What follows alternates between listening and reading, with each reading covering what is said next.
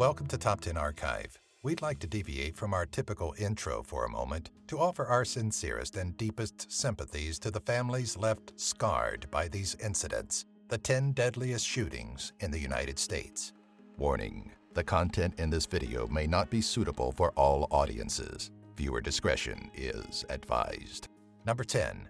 Century Movie Theater, Aurora, Colorado. While trying to enjoy a midnight screening of The Dark Knight, a theater filled with people came under fire by former University of Colorado Anschutz PhD student James Holmes. Holmes's attack on the theater started with canisters of tear gas and ended in gunfire from an unusual assortment of firearms, including a Smith & Wesson M&P 15 rifle. By the time Holmes ceased his assault and returned to his vehicle, he had inflicted record damage, injuring 70 and killing 12. Allegedly, prior to the attack, the gunman had attempted to seek help via a mental health hotline, but was unable to connect with an operator. During his trial, Holmes's psychiatrist testified that her patient had admitted having homicidal thoughts and even warned his mother of his condition. Holmes attempted a plea of not guilty by reason of insanity, but was given 12 consecutive life sentences and 3,318 years without parole. Number 9. Columbine High School, Littleton, Colorado. It was the shooting that rocked America and turned a normal day in April of 1999 into a nightmare. High school students Eric Harris and Dylan Klebold of Littleton, Colorado, entered Columbine High School just after 11 a.m. and placed 2 explosive-filled duffel bags in the cafeteria. When their initial plan to blow up a portion of the school ultimately failed, the psychotic duo brandished firearms, returned to the school, and opened fire on students and teachers. The unhinged pair claimed 13 lives and injured 24 before turning their weapons on themselves, leaving behind a blood-soaked legacy that devastated unsuspecting families. While trying to determine why the two went on their spree and spent a year planning it, investigators took a hard look at several things, including their taste in video games. Ultimately, it was determined that Harris was a bona fide psychopath, while Klebold was suicidal and depressive, which lent to the toxic friendship. Number 8. Edmond Post Office, Edmond, Oklahoma. Postal worker Patrick H. Sherrill wasn't a stable man to begin with, but tack on issues he had with USPS management, a fascination with firearms, and a desire for revenge, and you have the recipe that led to the August 20th, 1986 murders of 14 of his co-workers. After being reprimanded the day prior, Sherrill decided to act upon his numerous threats of revenge, arrived to work with semi-automatic pistols, and unleashed his rage before killing himself. The disturbed man's rampage was one of 15 reported postal employee homicides between 1986 and 1999 and makes up just under half of the total victims in that time period. Number 7. Inland Regional Center, San Bernardino, California. 14 people were tragically killed during a December 2, 2015 attack on the Inland Regional Center in San Bernardino, California. Carried out by Syed Rizwan Farouk and Tashfeen Malik, the attack was later deemed by the FBI a terrorist attack perpetrated by homegrown violent extremists inspired by foreign terrorism.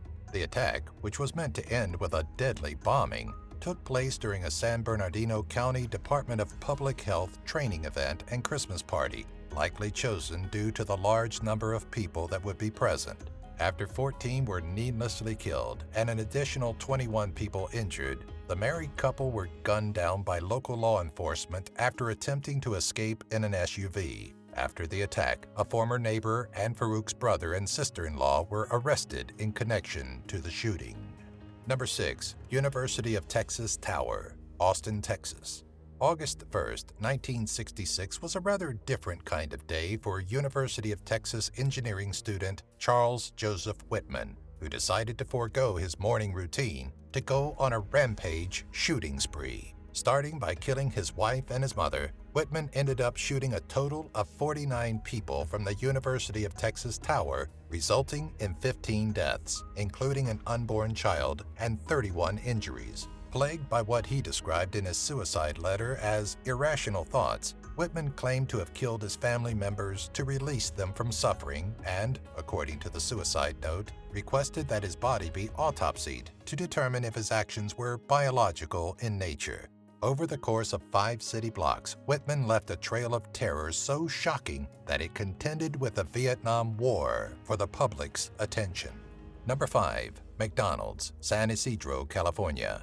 The unsuspecting town of San Ysidro, California was met with tragedy on July 18, 1984, when 41-year-old James Huberty opened fire in a McDonald's, killing 21 people and injuring 19. Days leading up to the shooting, Huberty suspected that he was having mental issues, a claim he made to his wife just before attempting to make an appointment with a mental health clinic. Deemed a non-crisis by the receptionist due to his calm demeanor on the phone, the man's case was to be handled within 48 hours, a decision that inadvertently pushed him over the edge. Believing even society had failed him in his time of need, Huberty gave up, kissed his wife goodbye, and told her he was going hunting humans. Shortly after he left, Huberty walked into a crowded McDonald's restaurant and commenced a 77-minute killing spree before being killed by a SWAT sniper.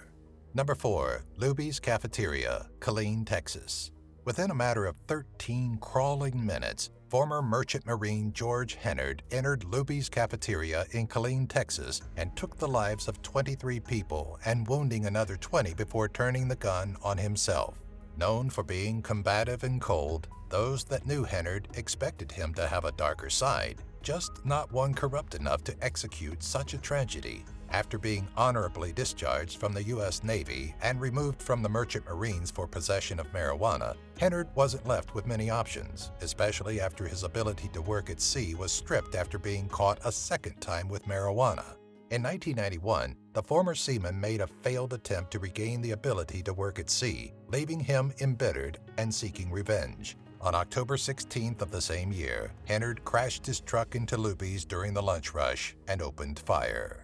Number 3. Sandy Hook Elementary School, Newtown, Connecticut.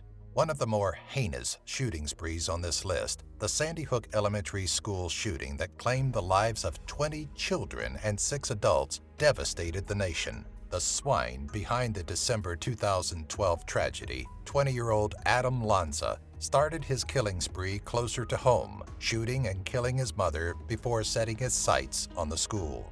The investigation that followed provided the families of the victims no solace, as a motive for Lanza's crime was never determined, though his mental health, which included a possible onset of schizophrenia, misdiagnosed as Asperger's, and fascination with mass shootings, including the 1999 Columbine High School massacre, were called into question. An answer may never be found, however, as Lanza killed himself as first responders started arriving at the elementary school. In 2013, the school was demolished and made way for a new institution that opened its doors in August of 2016. Number 2. Virginia Tech, Blacksburg, Virginia. The campus of Virginia Polytechnic Institute and State University is not a site one would ever expect to breed disaster. But on April 16, 2007, student Cho Sung-hee brought down a dark cloud over the school. The troubled killer behind the massacre was diagnosed at a young age with major depressive disorder and anxiety disorders, and was known for being a loner and leaning his assignments toward a dark, morbid tone. On the day of the shooting, Cho had mailed a rather telling manifesto to the New York headquarters of NBC, explaining the reasons behind the shooting. Before turning the gun on himself, Cho gunned down 49 students and teachers, killing 32. Number 1. Pulse Nightclub, Orlando, Florida. After the death of the Islamic State in Iraq and the Levant, ISIL leader Sheikh Wahib al-Fadawi al-Dulami, 29-year-old Omar Mateen sought a means to act out against those he believed responsible, the United States of America. On June 12, 2016, the ISIL sympathizer walked into Pulse nightclub in Orlando, Florida, brandishing a Sig Sauer MCX and 9mm Glock 17 and opened fire.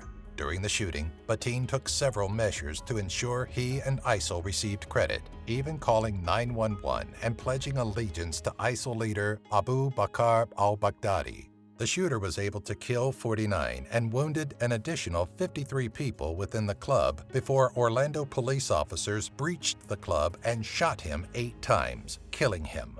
Mateen had no known connection with ISIL or ISIS, but did demand negotiators to tell America to stop bombing Syria and Iraq.